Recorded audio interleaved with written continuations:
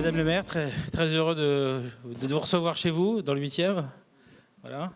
Alors, les champs, évidemment, une aventure et une histoire incroyable.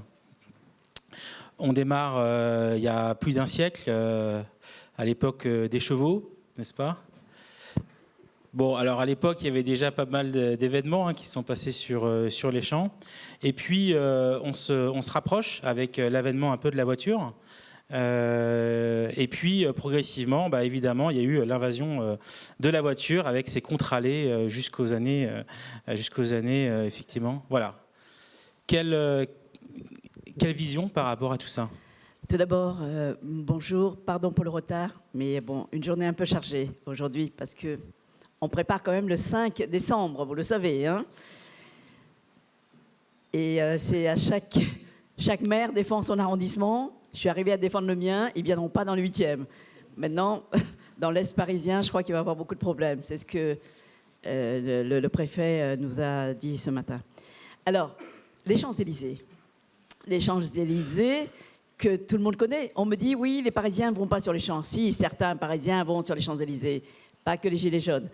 Donc, c'est vrai que c'est, malheureusement, ces derniers mois, l'avenue est reconnue dans le monde entier par ces turbulences, ces images de violence diffusées donc, dans tous les médias.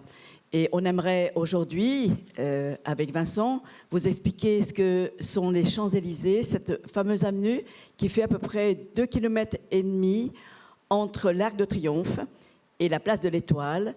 Donc en fait, cela fait à peu près 4 km à peu près, hein, donc tout l'arrondissement, avec très peu d'habitants, 40 000, 195 000 personnes viennent y travailler chaque jour, 460 000 viennent par le train, donc arrivent à la gare Saint-Lazare, qui est quand même le deuxième hub européen.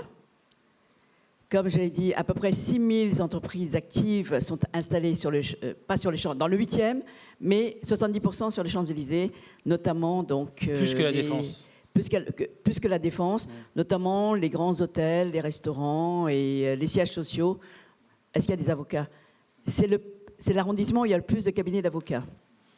Voilà. Donc on passe au slide, oui. À mon avis.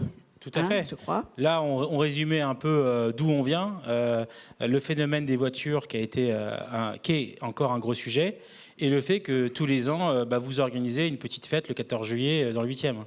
Enfin, nous, l'État organise ce fameux défilé du 14 juillet qui prend énormément d'espace, mais c'est notre fête nationale et nous en sommes très, très, très, très fiers.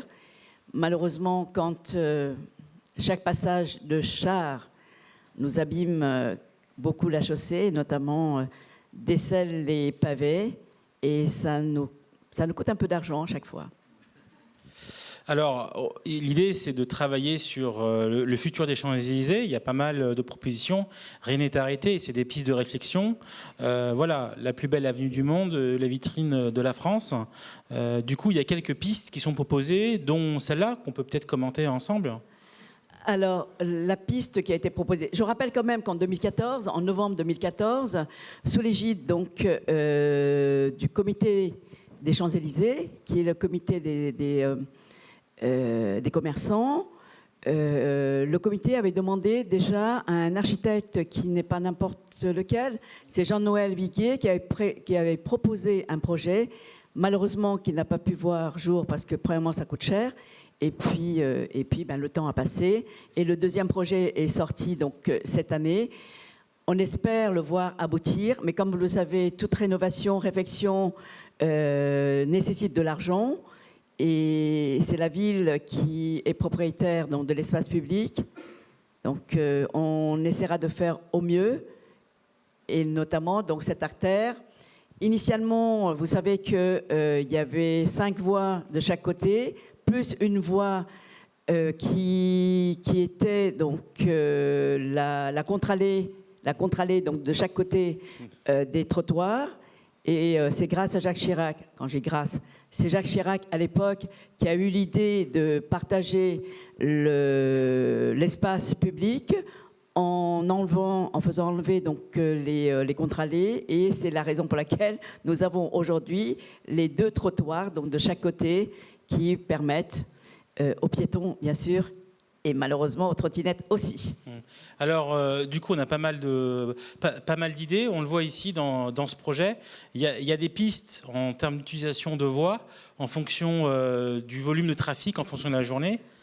C'est ça qui est intéressant aussi. Alors, 300 000 personnes déambulent sur les champs chaque jour. Au moment des fêtes de fin d'année, entre 600 000 et 1 million.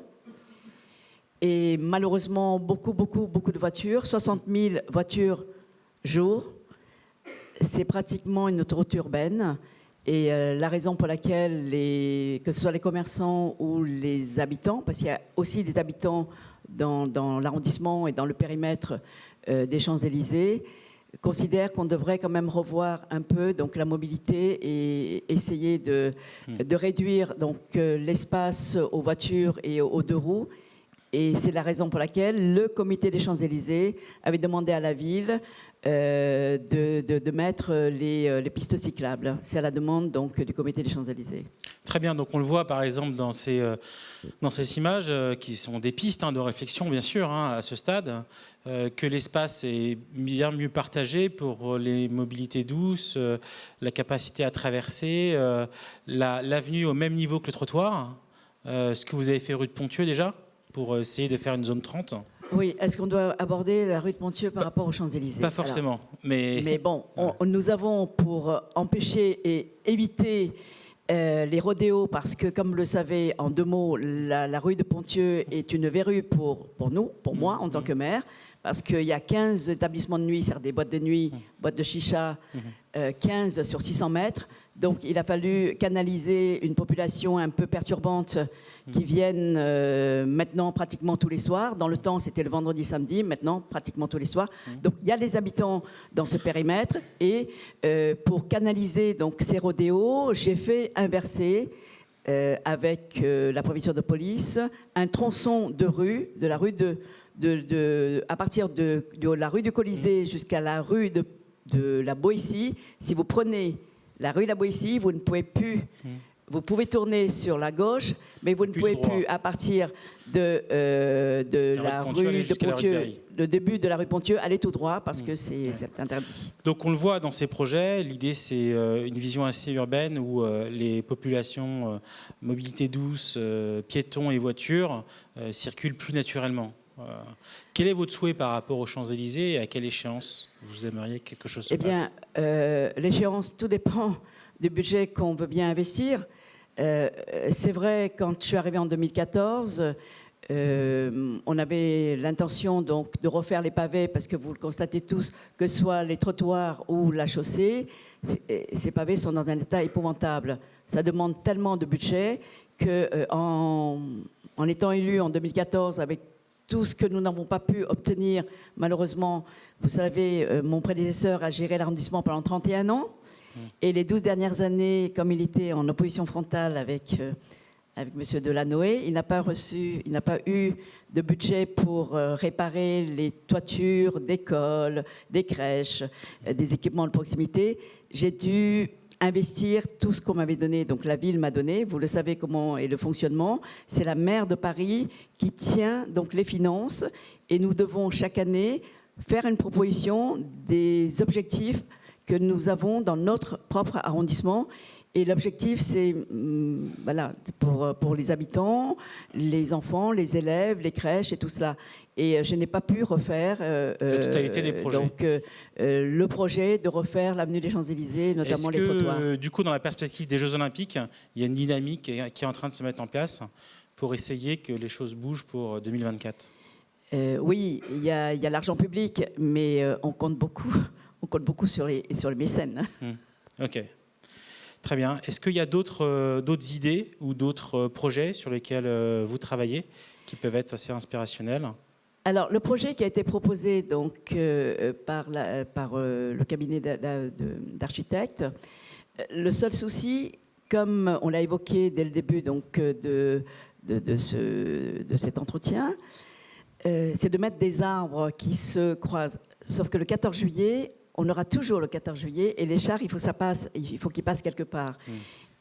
Voilà, donc il va falloir revoir déjà cet aspect du projet. Et ensuite, bien sûr, que cette avenue avec ses terrasses puisse représenter Paris, l'art de vivre, notre façon de vivre. Les Parisiens, les touristes viennent pour cela, comme ils disent, Paris est romantique.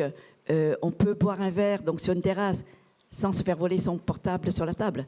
Voilà, donc la sécurité, bien sûr, est importante sur cette avenue. Et bien sûr, donc le réaménagement des terrasses, on avait eu l'idée d'uniformiser les terrasses pour qu'il n'y ait pas les terrasses à rayures bleu, blanc ou noir, rouge. Enfin voilà, donc il faudrait refaire pour que les touristes et nous-mêmes, en tant que Parisiens, aient la fierté de pouvoir venir s'y promener, consommer, se mettre sur une terrasse. Le mot de la fin, l'idée en gros c'est, on le voit, hein, de toute façon lecture qu'on a, il y a cette dynamique autour des JO, on imagine qu'il va se passer beaucoup de choses, on voit qu'il y a des grandes marques qui viennent s'installer sur les Champs-Élysées, on pense à Nike avec un investissement assez impressionnant. Oui.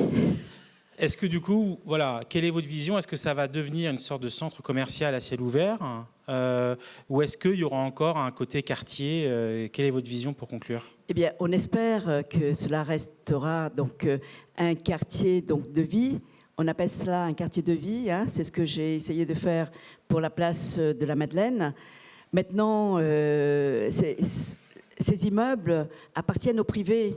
Donc nous, quand on est consulté sur les projets, notamment les grandes marques, les grands magasins qui s'y installent, on essaie toujours de protéger au mieux, mais nous ne sommes pas propriétaires de ces lieux et c'est au plus offrant. C'est vrai, j'ai lu effectivement que Nike a investi énormément sur ce flagship. Il y en aura d'autres. Dior s'est installé récemment. Chanel aussi. Donc, on aura un hôtel 5 étoiles luxe, Sofitel, en haut des champs, donc à proximité de l'Arc de Triomphe, avec justement une piscine débordante qui donnera directement donc, sur cette fameuse avenue. Il y a plein de projets. Tout projet nécessite des finances et maintenant, il faut les trouver. Merci beaucoup. Merci pour être là avec nous aujourd'hui. Merci.